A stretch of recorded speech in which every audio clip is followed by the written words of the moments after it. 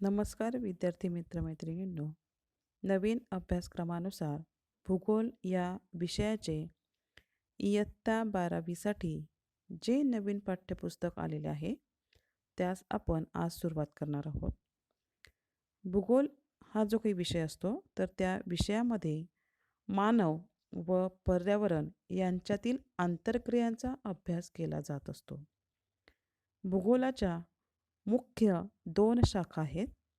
Number 1 प्राकृतिक भूगोल, की प्राकृतिक भूगोल या शाखेमध्ये प्राकृतिक घटकांचा अभ्यास केला जात असतो.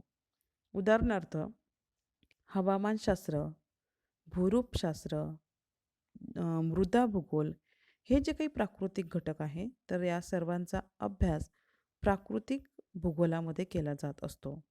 त्यानंतर दुसरी शाखा आहे मानवी भूगोल. मानवी भूगोल या शाखेमध्ये मानवाला त्या ठिकाणी केंद्रबिंदू मानून त्याच्या संबंधित ज्या काही भूगोलाशी संबंधित शाखा आहेत, जसं उदाहरणार्थ लोकसंख्या भूगोल, सामाजिक भूगोल, आर्थिक भूगोल, राजकीय भूगोल, ऐतिहासिक भूगोल या सर्वांचा अभ्यास मानवी भूगोल या शाखेमध्ये केला जात असतो. त्यानंतर आत्ताच्या काळामध्ये भूगोलाची तिसरी शाखा जी आहे, की जिला भौगोलिक पद्धती असं म्हटलं जातं, की ज्यामध्ये संख्याशास्त्र, अभियांत्रिकी शास्त्र, त्यानंतर संगणकशास्त्र, त्यांचा जो काही नकाशाशास्त्र, हे जे काही प्रणाली आहेत, विशेषतः GPS सिस्टीम आपण आता वापरतो, बरोबर? तर अशा आधुनिक ज्या काही पद्धती आहेत, की ज्यांचा उपयोग भूगोलामध्ये केला जात असतो, तर अशांचा अभ्यास करणारी जी काही शाखा आहे तर ती तिसरी आणि भूगोलात नवीन उदयास आलेली शाखा आपल्याला दिसून येते, की जिला भौगोलिक पद्धती असं म्हटलं जात असतं. तर आपलं इयत्ता 12वीचं नवीन जे काही पाठ्यपुस्तक आहे तर ते आपल्याला मानवी भूगोल ही जी काही शाखा आहे तर त्या शाखेवर आधारित आपल्याला दिसून येतं. या पाठ्यपुस्तकातील 8ही जी काही प्रकरणं आहेत तर ती सर्व मानवी भूगोलावर आपल्याला आधारित दिसून येतात. तर आपल्याला बघा, मानवी भूगोलामध्ये मानव किंवा लोकसंख्या हा केंद्रबिंदू आहे. म्हणूनच आपल्या पहिलं जे काही प्रकरण आहे, तर त्या प्रकरणाचं नावसुद्धा तेच आहे, लोकसंख्या भाग 1. म्हणजे आपल्याला लोकसंख्येचा अभ्यास करायचा आहे. कारण का? तर मानवी भूगोलामध्ये लोकसंख्या किंवा मानव जो आहे, तर त्याला केंद्रबिंदू मानून त्या ठिकाणी आपल्याला अभ्यास करायचा असतो म्हणून.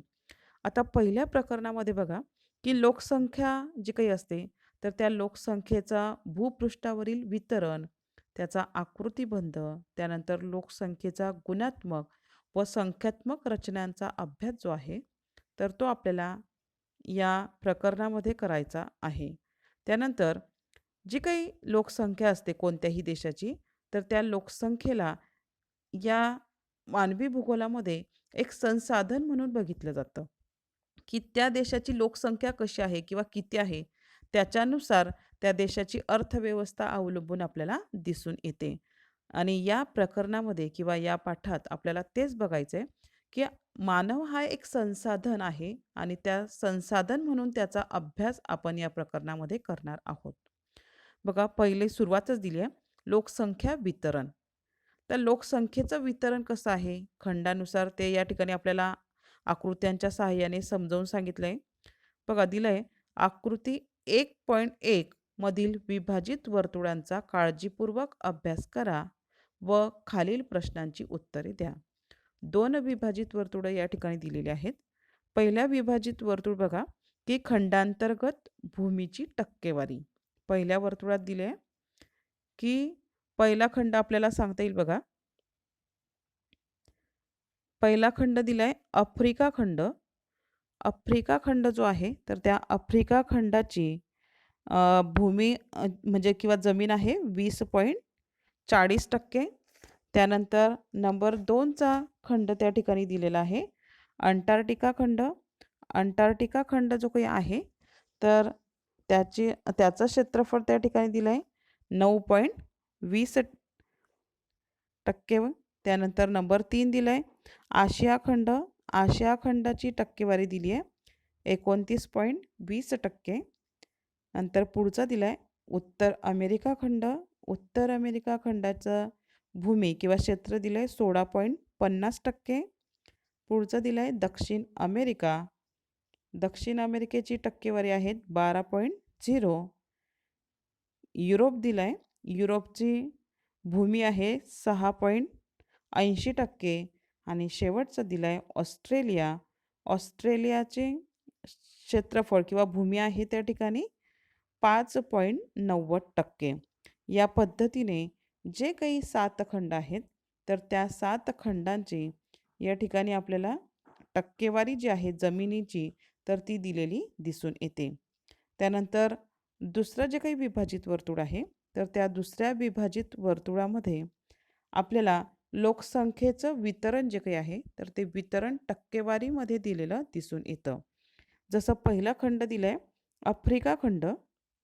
आफ्रिका खंडाची लोकसंख्येचं वितरण आहे 16.96%.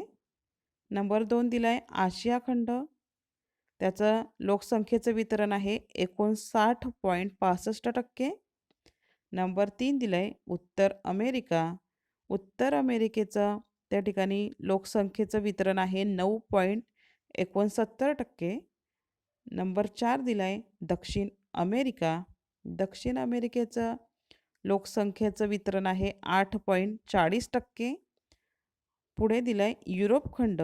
युरोप खंडाचा त्या ठिकाणी लोकसंख्या आहे 4.75%. आणि शेवटचं दिलं आहे ऑस्ट्रेलिया. ऑस्ट्रेलिया खंडाचं त्या ठिकाणी लोकसंख्येचं वितरण आहे 0.55%. हे झालं विभाजित वर्तुळ. यांच्या वरून काही प्रश्न या ठिकाणी आपल्याला विचारलेले दिसून येतात. आता प्रश्न आपण बघूया.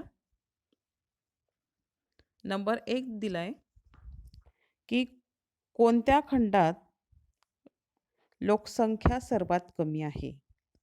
बघा तुम्ही जर निरीक्षण केलं असेल तर लक्षात आलं असेल की आपल्याला असं दिसून येतं दुसरं जे काही विभाजित वर्तुळ आहे तर शेवटचा ऑस्ट्रेलिया हा जो काही दिला आहे तर त्या ठिकाणी सर्वात कमी लोकसंख्येचं वितरण दिसतं.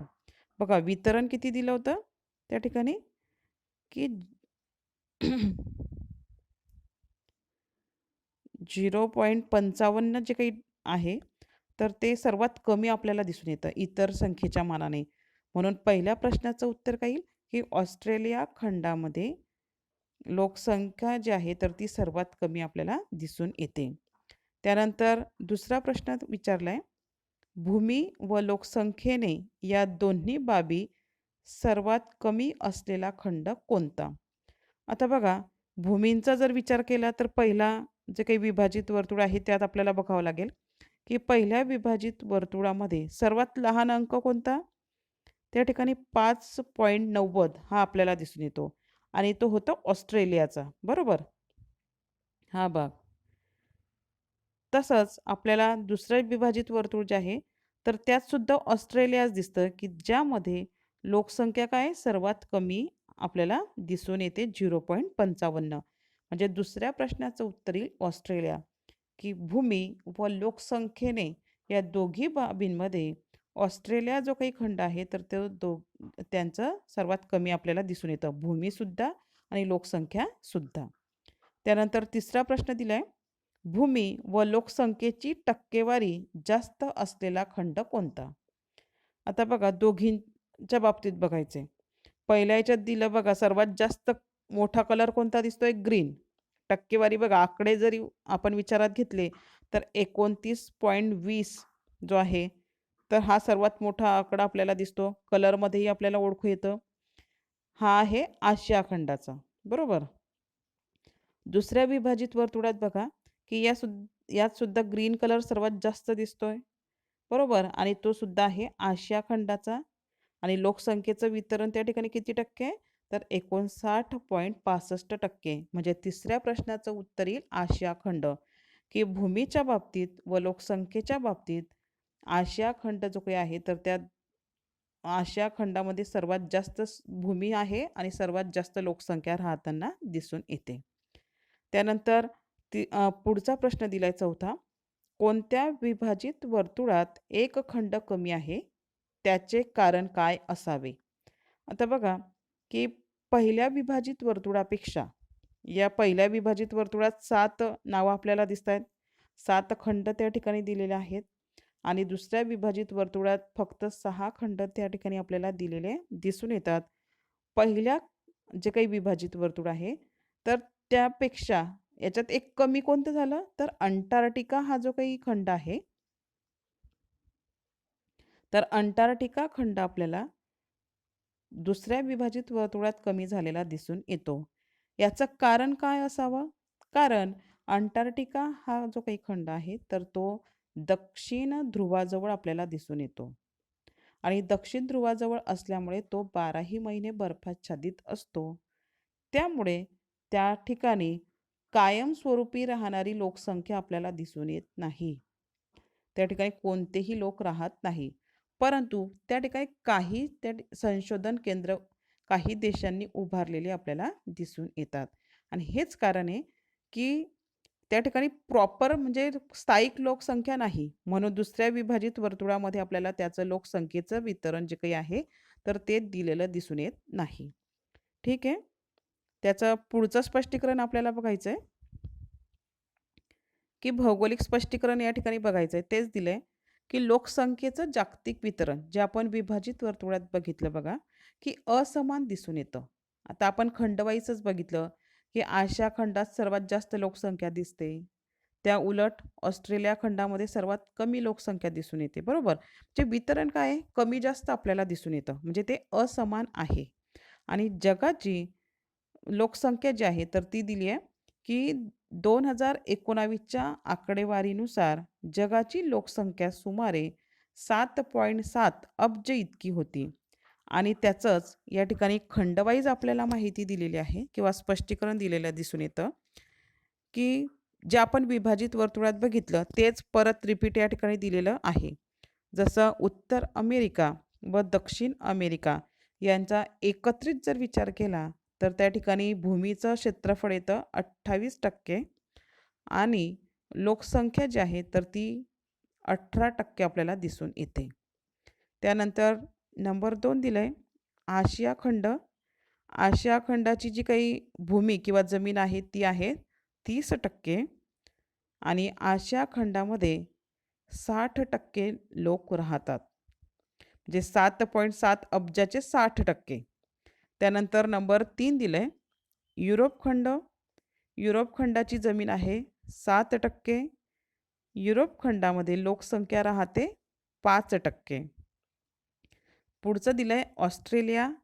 ऑस्ट्रेलिया खंडामध्ये त्या ठिकाणी भूमी किंवा जमीन आपल्याला दिसून येते 6% आणि ऑस्ट्रेलियामध्ये लोकसंख्या जी आहे तर ती 1% सुद्धा नाही. आपण बघा विभाजित वर्तुळात बघितलं होतं की लोकसंख्या किती ऑस्ट्रेलियामध्ये 0.55% म्हणजे अर्ध्यापेक्षा फक्त 5 पॉईंटने जास्त म्हणजे 1% सुद्धा लोकसंख्या ऑस्ट्रेलियामध्ये राहत नाही आणि क्षेत्रफळ किती आहे 6% आणि शेवटचं आपल्याला सांगता येईल की अंटार्क्टिका जो काही खंड आहे तर अंटार्क्टिका खंडामध्ये त्या ठिकाणी आपल्याला भूमी आहे 9% परंतु त्या खंडामध्ये स्थायिक लोक राहत नाहीत. म्हणून त्या ठिकाणी लोकसंख्येचं वितरण 0 की लोकसंख्या त्या ठिकाणी राहत नाही. हे झालं लोकसंख्येचं वितरण. परंतु लोकसंख्येचं जे काही वितरण आहे तर ते फक्त संख्येवरून स्पष्ट होत नाही. बघा तेच दिलंय की फक्त संख्या सांगून त्या ठिकाणी त्याचं स्पष्टीकरण होऊ शकत नाही. तर विशिष्ट क्षेत्रफळामध्ये किती लोक राहतात याद्वारे लोकसंख्येचं वितरण समजून घेता येईल आणि त्या ठिकाणी त्यालाच आपण म्हणतो लोकसंख्येची घनता. बघा लोकसंख्येची घनता जी आहे तर ती काढण्याचं एक सूत्र या ठिकाणी दिलेलं आपल्याला दिसून येतं की लोकसंख्येची घनता बरोबर एकूण लोकसंख्या भागेला एकूण क्षेत्रफळ आणि कंसात म्हटलंय चौकिमी. आता कोणतंही क्षेत्रफळ असेल तर क्षेत्रफळ मोजल्यानंतर चौरस किलोमीटर आपण लिहितो. बरोबर? म्हणून त्या ठिकाणी लोकसंख्येची घनता काढल्यानंतर सुद्धा चौरस किलोमीटर असं लिहावं लागतं. आता हे जे काही सूत्र आहे तर हे सूत्र समजून घेण्याच्या अगोदर आपण याची व्याख्या किंवा संज्ञा बघू, की दर चौरस किलोमीटर क्षेत्रफळात राहणारी लोकांची संख्या म्हणजेच लोकसंख्येची घनता होय. बघा परत सांगते, की दर चौरस किलोमीटर. आता दर चौरस किलोमीटर म्हणजे काय? तर समजा या ठिकाणी एक चौरस काढला, की ज्याची लांबी आणि रुंदी 1-1 किलोमीटर आहे.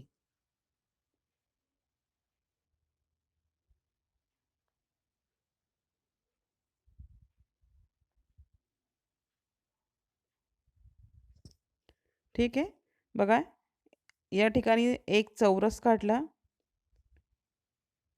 की ज्याची लांबी 1 किलोमीटर, रुंदीसुद्धा 1 किलोमीटर आहे आणि दोघींचा म्हणजे जे स्क्वेअर म्हणजे काय, की ज्याच्या चारही बाजू सारख्या आहेत.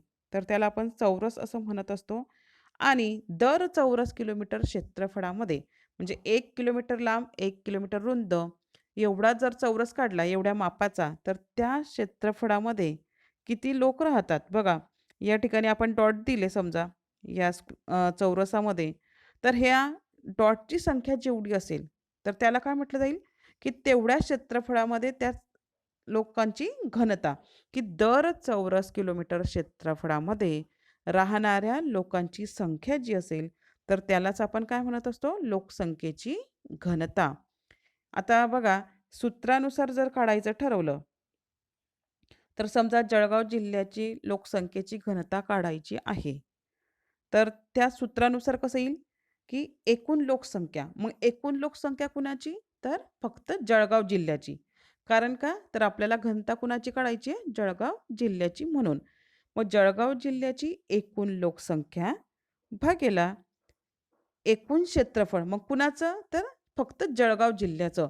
म्हणजे ज्या भागाची तुम्ही एकूण लोकसंख्या घेत आहे, त्याच भागाचं एकूण क्षेत्रफळ घेतल्यानंतर यांचं जे काही गुणोत्तर येईल, तर त्याला आपण लोकसंख्येची घनता असं म्हणत असतो. अशा पद्धतीने तुम्ही कोणत्याही भाग जो असेल, जसं उदाहरणार्थ मी आता जळगाव जिल्हा म्हटलं, तसं तुम्ही महाराष्ट्र असेल, कोणतंही राज्य असेल किंवा भारत असेल, तर त्याची लोकसंख्येची घनता तुम्ही काढू शकतात. फक्त लक्षात काय घ्यायचं आहे, की ज्याची लोकसंख्येची घनता काढायची आहे त्या प्रदेशाची, तर त्या प्रदेशाची एकूण लोकसंख्या भागेला त्या प्रदेशाचं एकूण क्षेत्रफळ केल्यानंतर जे काही गुणोत्तर येईल, तर ते झालं त्या प्रदेशाची लोकसंख्येची घनता. ठीक आहे. आता बघा आपल्याला पुढे दिलंय, की पहा बरे जमते का? आणि तक्ता 1.1 मध्ये 2018 नुसार जागतिक सर्वाधिक लोकसंख्या असलेले देश त्यांच्या क्षेत्रफळासह दिलेले आहेत. लोकसंख्येची घनता काढा व खालील तक्ता पूर्ण करा. आता बघा आपल्याला या ठिकाणी बघा हा तक्ता दिलेला आहे, की या तक्त्यामध्ये विशेषतः सर्वात जास्त लोकसंख्या असलेले जे काही देश आहेत जगातील 10 देश, तर त्या 10 देशांची या ठिकाणी 2018चं जे काही सर्वेक्षण आहे, तर त्याच्यानुसार लोकसंख्या आणि त्या देशांचं क्षेत्रफळ दिलेलं आहे. आणि वरील जे आपण सूत्र बघितलं, तर त्या सूत्रामध्ये ह्या संख्या टाकून त्या प्रत्येक देशाच्या लोकसंख्येची घनता आपल्याला या ठिकाणी काढायचं सांगितलेलं आहे. आता बघा, पहिला आपण देश बघू. त्या ठिकाणी चीन हा देश दिलाय, की जो जगामध्ये नंबर 1 वर आहे लोकसंख्येच्या बाबतीत. आता या ठिकाणी जे काही कॉलम दिले बघा ते पहिला अनुक्रमणिका, दुसरा देशांची नावं दिली आहे. तिसऱ्या कॉलममध्ये लोकसंख्या आणि कंसात म्हटलंय कोटींमध्ये. म्हणजे ही संख्या जरी आपल्याला पॉइंटमध्ये दिसते, जसं उदाहरणार्थ बघा नंबर 1 चीन, लोकसंख्या दिली आहे 142.8. हे जरी असलं तरी हे कोटीमध्ये आहे आणि तुम्हाला हे गणित सोडवताना अगोदर काय करायचं आहे, की ही जी काही संख्या आहे तर त्याचं रूपांतर कोटीमध्ये करायचं आहे. म्हणजे 142.8 गुणेला 1 कोटी. आता 1 कोटी ही जी काही संख्या आहे, तर 142.8 गुणेला 1 कोटी. 1 कोटी जे आहेत तर त्याच्यावर 7 शून्य येतात. बरोबर. आणि यांचा गुणाकार आता पॉइंट जो काही आहे तर तो निघून जाईल. बरोबर.